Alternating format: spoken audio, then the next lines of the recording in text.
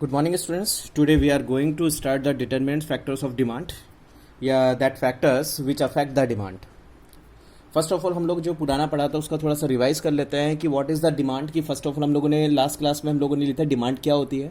So demand the quantity of a good that the consumers are willing and able to buy at a various prices of a commodity at a fix period of time. कि demand क्या होती है कि goods and services जो होती है कि consumer जो होता है कि डिफरेंट प्राइजेस के ऊपर वो जो परचेज करने के लिए हमेशा रेडी रहता है, विलिंग रहता है, एबल रहता है. That is called the demand. Essential factors जो होते हैं, 4 फैक्टर्स होते हैं एसेंशियल फैक्टर्स जो होते हैं. Price of each possible prices of commodity, quantity of goods, willingness and ability of the consumers, willingness and ability of the consumers. So these factors ये जो है ये एसेंशियल फैक्टर्स है इसके डिमांड के. डिमांड जो होती है हम लोगों ने लास्ट क्लास में पढ़ा था, 2 टाइप्स की डिमांड होती है, individual demand and the market demand. Individual demand is related to the individual firms, individual customers, individual families, and market demand is related to the 2 or more the customers. Next अब हम लोग start कर रहे हैं, topic start करने जा रहे हैं कि what is the determinant factors of demand. कि ऐसे कौन कौन से फैक्टर्स हैं जो कि डिमांड को अफेक्ट करते हैं, यानी डिमांड को प्रभावित करते हैं. कहने का मतलब यह है कि जैसे विंटर का सीजन आता है तो विंटर के सीजन आता है तो हम लोगों का क्या है थोड़ा बहुत अफेक्ट होता है. कैसे इफेक्ट होता है? या तो हमें विंटर का सीजन बहुत अच्छा बना देगा या हमें बहुत बीमार कर देगा. ठीक है, तो ऐसे ही हम लोग बीमार होते हैं तो कोई मेडिसिन लेकर के आते हैं डॉक्टर से, तो या तो वो मेडिसिन हमें बिल्कुल ठीक कर देगी या हमें ठीक नहीं कर पाएगी. सिंपल सी बात है. तो ऐसे कौन कौन से फैक्टर्स हैं जो कि डिमांड को फ्लक्चुएट करते हैं. फ्लक्चुएट मीन्स या तो डिमांड को इंक्रीज करेंगे या डिक्रीज करेंगे. फर्स्ट ऑफ ऑल क्वेश्चन ये है आप लोगों से कि who derive the law of demand. Law of demand जो है डेरिवेशन किया था प्रोफेसर मार्शल ने किया था, द प्रिंसिपल ऑफ इकोनॉमिक्स. 1890 के अंदर उनकी बुक पब्लिश हुई थी. लॉ ऑफ डिमांड क्या होता है? लॉ ऑफ डिमांड का मतलब ये होता है कि when the price of commodity will be increase then the demand will also be decrease, when the price of commodity will decrease then the demand will also be increase. So अब हम लोग थोड़ा सा आगे का टॉपिक लेते हैं. वो आता है देखो आपके पास डिटरमिनेंट्स फैक्टर्स ऑफ डिमांड, कि डिमांड को अफेक्ट करने वाले कौन कौन से फैक्टर्स हैं. तो फर्स्ट फैक्टर जो आता है आपके पास आता है देखो प्राइस ऑफ ए थिंग या प्राइस ऑफ ए कमोडिटी या प्राइस ऑफ ए गुड. अब देखो प्राइस ऑफ ए गुड जो होता है किसी डिमांड को कैसे इफेक्ट करता है.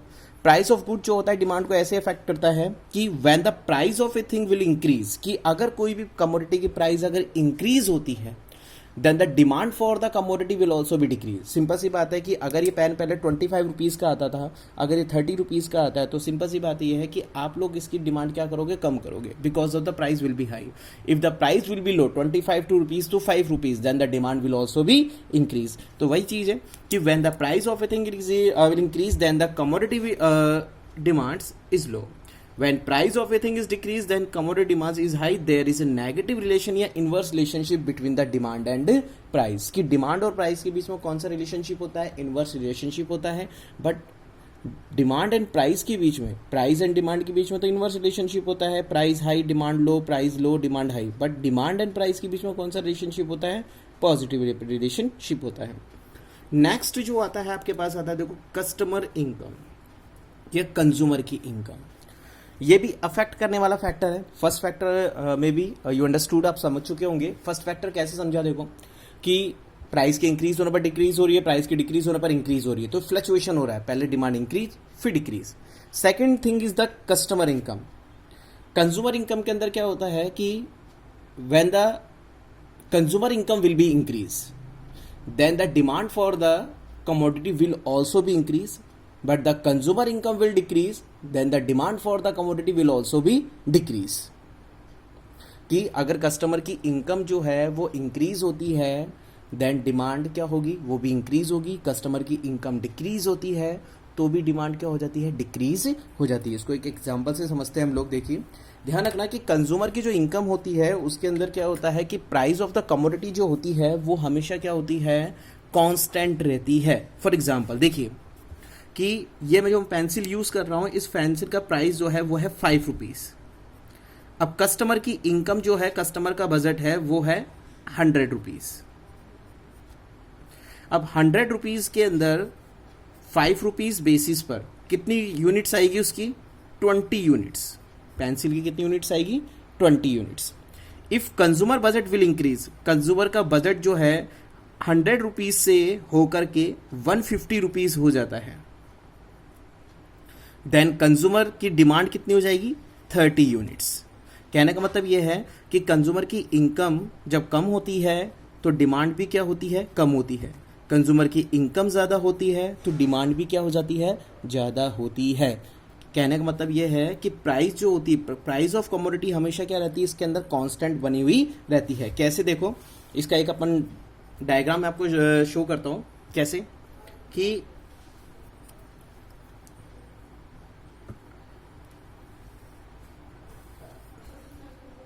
इसमें हम लोग क्या करेंगे, ये OX एक्सिस है, OX एक्सिस के ऊपर हम लोग क्या लेंगे, क्वांटिटी या डिमांड, देन या प्राइस। क्लियर? प्राइस को हम लोगों ने क्या किया, P जो है कांस्टेंट कर दिया। ये जो लाइन है, ये जो कर्व है, ये जो स्ट्रेट लाइन है, ये आपकी प्राइस वाली लाइन है। प्राइस हम लोग ये मान के जाते हैं कि पेंसिल की प्राइस जो थी वो आपके पास 5 रुपीज। अब 5 रुपीज कॉन्स्टेंट है। अब डिमांड कर्व देखिए, स्टार्टिंग में ये आपका डिमांड कर्व है। कंज्यूमर की इनकम जो थी वो 100 रुपीज थी, नॉर्मल, जो नॉर्मल कंज्यूमर इनकम। अब कंज्यूमर की इनकम इंक्रीज होकर के 100 से कितनी हो जाती है, 1000 रुपीज हो जाती है। तो डिमांड कर्व D से D1 हो जाएगा। कंज्यूमर की इनकम जो है पहले 100 रुपीज थी, 100 रुपीज के अंदर 5 रुपीज के बेस पर कितने यूनिट्स परचेज करता था वो, 20 यूनिट्स परचेज करता था। अब जैसे ही consumer income will increase 100 to 1000 rupees, 100 to 1000 rupees, then demand will also भी increase and demand curve shift rightward, यानी आगे की तरफ, राइट हैंड साइड के अंदर ये शिफ्ट हो जाएगा। डिमांड कर्व कहां शिफ्ट होएगा, राइट साइड के अंदर क्या हो जाएगा, ये शिफ्ट हो जाएगा। तो अब 1000 यूनिट्स में क्या होगा, कितनी यूनिट्स परचेज कर पाएगा वो, 5 के अकॉर्डिंगली 200 यूनिट्स। ऐसे अगर कंज्यूमर की इनकम डिक्रीज हो जाती है तो वो क्या करेगा, 1000 यूनिट से 500 यूनिट्स हो जाती है तो कितनी यूनिट्स परचेज कर सकता है, 100 यूनिट्स परचेज कर पाएगा। तो सिंपल सी बात है कि कंज्यूमर की इनकम के ऊपर डिपेंड करता है कि if consumer income will increase then the demand will also be increase, consumer income will decrease then the demand will also be decrease. Clear? It has a positive relationship between the income and demand. की ध्यान रखना, price और demand के बीच में तो negative relationship होता है, but the income and the demand has positive relationship. Income and demand के बीच में कौन सा रिलेशनशिप होता है, पॉजिटिव रिलेशनशिप होता है। नेक्स्ट टॉपिक है आपके पास, नेक्स्ट जो पॉइंट है इसके अंदर आता है consumer taste and fashion. Consumer taste and fashion, consumer taste and fashion की हम लोग बात करते हैं। तो consumer taste and fashion it has also positive relationship between the demand and consumer taste and fashion. Simple सी बात है कि कोई भी कमोडिटी जो होती है कंज्यूमर के टेस्ट और फैशन के अकॉर्डिंगली होती है। सिंपल सी कोई भी कमोडिटी जो है कंज्यूमर के टेस्ट और फैशन के अकॉर्डिंगली होती है, तो कंज्यूमर उसकी प्राइस नहीं देखता है। कंज्यूमर क्या करता है कि कंज्यूमर जो है उसकी ज़्यादा से ज़्यादा क्वांटिटी को परचेज करने की सोचता है।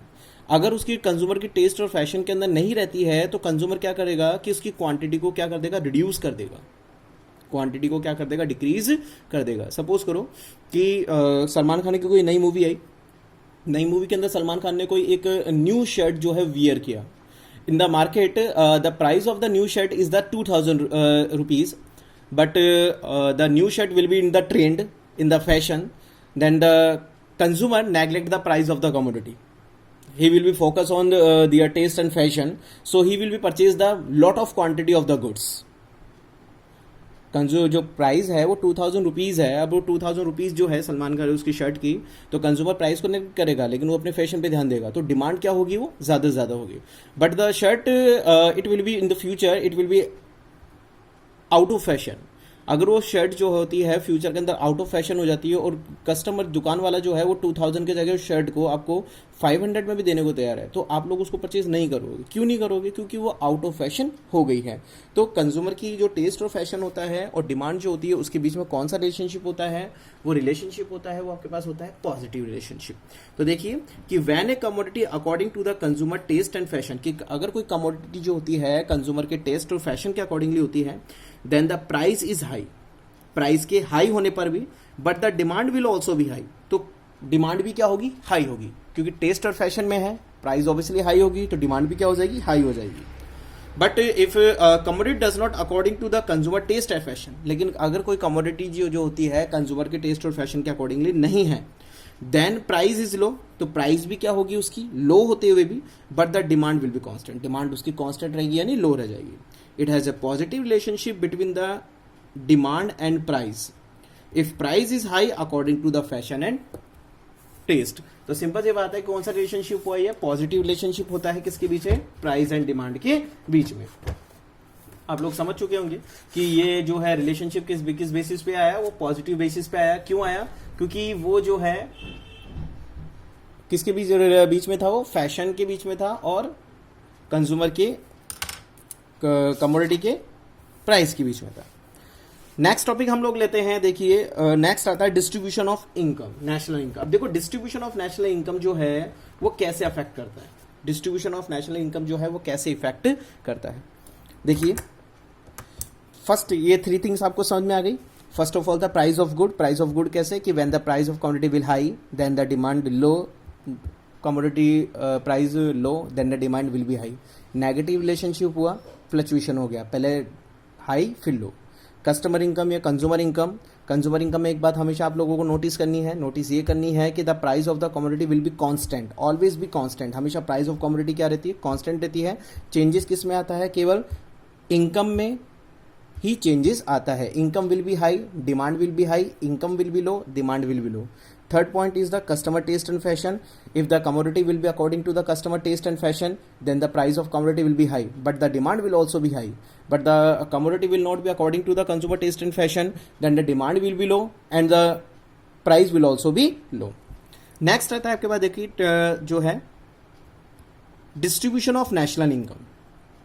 देखिए डिस्ट्रीब्यूशन ऑफ नेशनल इनकम जो है क्या होता है कि डिस्ट्रीब्यूशन ऑफ नेशनल इनकम, अगर अपने पास जो नेशनल इनकम है, मनी जो है, गवर्नमेंट जो है वो मनी जो है उस मनी को अमीरों से पैसा छीन करके, गरीबों से पैसा छीन करके अगर वो अमीरों को डिस्ट्रीब्यूट करती है। गवर्नमेंट ने क्या किया कि गरीबों से पैसा छीना और वो किसको दे दिया, अमीरों को दे दिया, रिच पुअर को दे दिया, रिच पर्सन्स को दे दिया।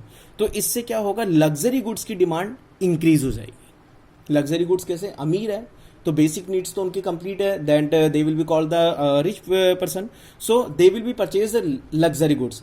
कोई अमीर लोग जो है वाइन खरीदना शुरू कर देंगे, कार खरीदना शुरू कर देंगे, एसी खरीदना शुरू कर देंगे, बिल्डिंग अपने फर्नीचर ये सब चीजें शुरू कर देंगे। तो लग्जरी गुड्स की डिमांड जो हो जाएगी वो क्या हो जाएगी, हाई हो जाएगी। But if the distribution of national income will be rich person to poor person, अगर डिस्ट्रीब्यूशन जो होता है नेशनल इनकम का वो गरीबों से होकर के वो अमीरों से होकर के गरीबों की तरफ होता है, then the demand for the essential good will also भी इंक्रीज। सिंपल सी बात है कि अगर पैसा जो छीन करके मैं अमीरों से छीन करके किसको देता हूँ, गरीबों की तरफ देता हूँ, तो गरीब लोग क्या करेंगे, नेसेसरी जो गुड्स है, नेसेसिटी वाली जो गुड्स है, नीड्स जो है वो उनको परचेज करना शुरू कर देंगे। आया सुनने, देखो मैं ये कहना चाहता था, डिस्ट्रीब्यूशन ऑफ नेशनल इनकम बताता है, क्या बता रहा है, देखो वो आपको ये बताता है कि अगर हम लोग पुअर पीपल से रिच पीपल की ओर पैसा देते हैं, पुअर टू रिच, पुअर से कहां जा रहा है, रिच की ओर, देन लग्जरी जो गुड्स है उनकी डिमांड इंक्रीज होगी। अगर रिच टू पुअर जा रहा है, तब जो नेसेसरी जो गुड्स है उनकी डिमांड क्या हो जाएगी, इंक्रीज हो जाएगी। कंपलसरी जो गुड्स है, नेसेसरी गुड्स है, वो उनकी जो डिमांड है वो क्या होगी, ज्यादा से ज्यादा इंक्रीज हो जाएगी। देखो इसमें बता रखा है कि distribution national income, if distribution of national income will be from the poor person to rich person, कि पुअर पर्सन से रिच पर्सन की ओर होता है, then rich person demand for luxury goods. तो जो रिच पर्सन है वो क्या है, लग्जरी गुड्स की ज्यादा से ज्यादा क्या करेंगे, डिमांड करेंगे। Whenever if distribution of national income give from a rich person to poor persons, कि rich person से poor person की ओर जाता है, then poor person demand for the compulsory goods, तो poor person जो है वो compulsory goods की क्या करेंगे, ज्यादा ज्यादा डिमांड करेंगे। नेक्स्ट देखिए टॉपिक आता है आपके पास possibility of future conditions, possibility of future condition. देखिए डिस्ट्रीब्यूशन ऑफ नेशनल इनकम आपके समझ में आ गया, अंडरस्टैंड।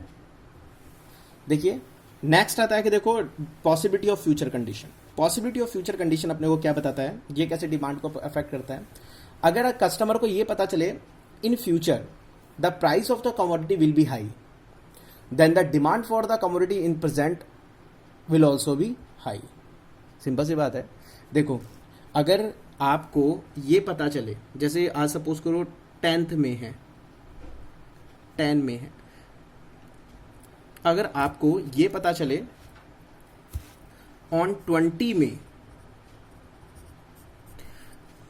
10 मई पर शुगर की जो प्राइस है 40 रुपीज केजी है, अगर आपको ये पता चले कि 20 मई को 20 मई को शुगर की जो प्राइस है वो 40 रुपए किलो से होने वाली है 400 रुपए किलो, तो प्रेजेंट के अंदर इसकी डिमांड जो है वो क्या हो जाएगी, हाई हो जाएगी शुगर की। लोग ज्यादा से ज्यादा आज ही 10 से 19 तारीख के बीच में ही शुगर परचेज करना शुरू कर देंगे। लेकिन अगर लोगों को ये पता चले कि 10th मई को sugar price is the 40 rupees, but in future on 20th में the price of the sugar will be 4 rupees kg, then the demand for the sugar at present will be low. क्यों? क्योंकि लोग कब खरीदेंगे, लोग ये सोचेंगे यार 20 मई को जब कमोडिटी सस्ती हो रही है, चीनी सस्ती हो रही है, तभी हम लोग परचेज करेंगे ना। नहीं समझ आया? देखिए पॉसिबिलिटी ऑफ फ्यूचर कंडीशन ये बताता है कि अगर कस्टमर को ये पता चलता है भविष्य में फ्यूचर के अंदर कमोडिटी की प्राइस हाई होने वाली है, जैसे शुगर की प्राइस प्रेजेंट के अंदर अभी 40 रुपए किलो है, वो इन फ्यूचर 20 मई को वो 400 रुपीज़ होने वाली है, तो आप लोग क्या करोगे? आप लोग चीज़ अभी खरीदोगे या बाद में खरीदोगे? ऑब्वियसली सी बात है, अभी चीज़ सस्ती है तो हम लोग प्रेजेंट के अंदर ही डिमांड को हाई कर देंगे। अगर आप लोगों को ये पता चले कि फ्यूचर के अंदर प्राइस जो है वो 20 रुपीज़ से वो 40 रुपीज़ से वो 4 रुपीज़ केजी होने वाली है, तो ऑब्वियसली आप लोग प्राइस कमोडिटी की डिमांड कब करोगे? फ्यूचर में ही करोगे। सिंपल। तो कौन सा रिलेशनशिप हुआ? Positive relationship. देखो सिंपल सी बात है, इसमें यही चीज़ ध्यान रखनी है, इसमें एक चीज़ ध्यान रखनी है। क्या चीज़ ध्यान रखोगे? फ्यूचर के अंदर प्राइस इंक्रीज, प्रेजेंट में डिमांड इंक्रीज। फ्यूचर के अंदर प्राइस डिक्रीज, प्रेजेंट में डिमांड डिक्रीज। कि if customer knows that in future price of a commodity will be increased, then he demands more and more of the commodity in the present. And if customers knows that in future price of commodity will be decreased, then he demands low of that commodity in present. There is a positive relationship between the present demand and the future price of commodity.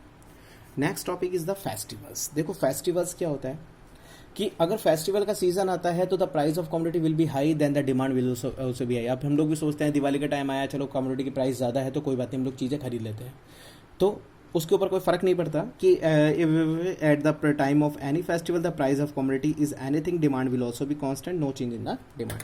Next topic है आपके पास, देखो substitute goods. This is the most important good.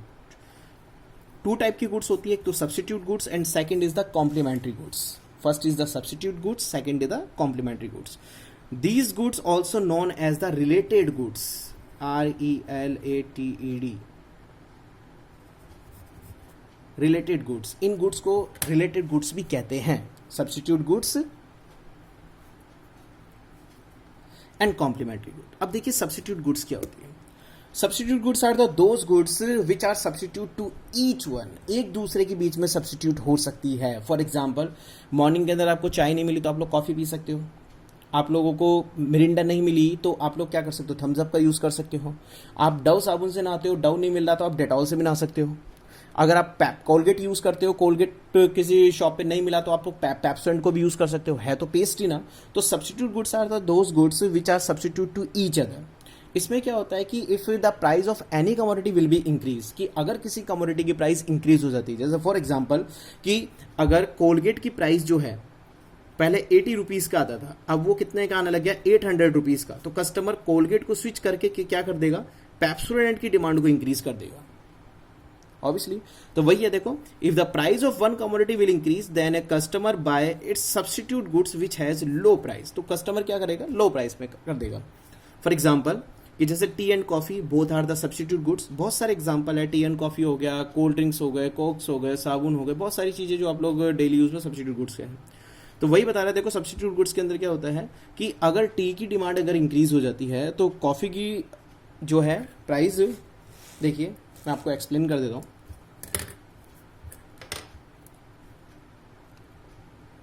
Substitute goods के बारे में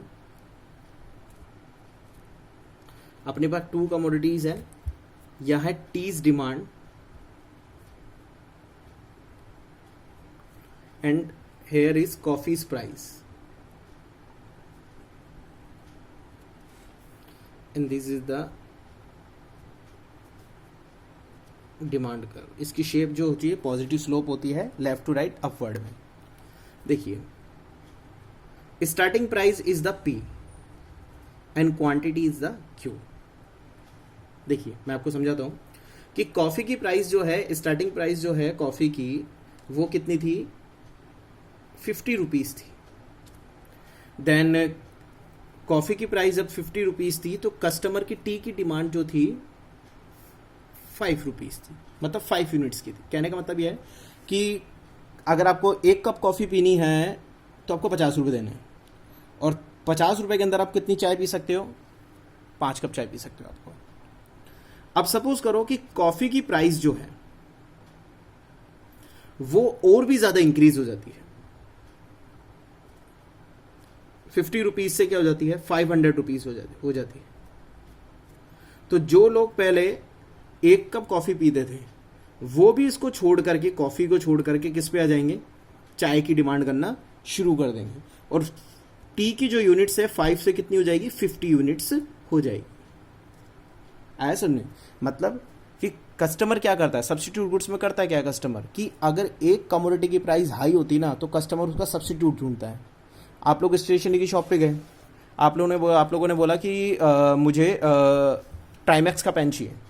okay, customer दुकान वाला बोलता है ठीक है, शॉपकीपर बोलता है कि ट्राइमैक्स का पेन, बोला पहले 50 का आता था, अब 100 रुपीज़ का आता है।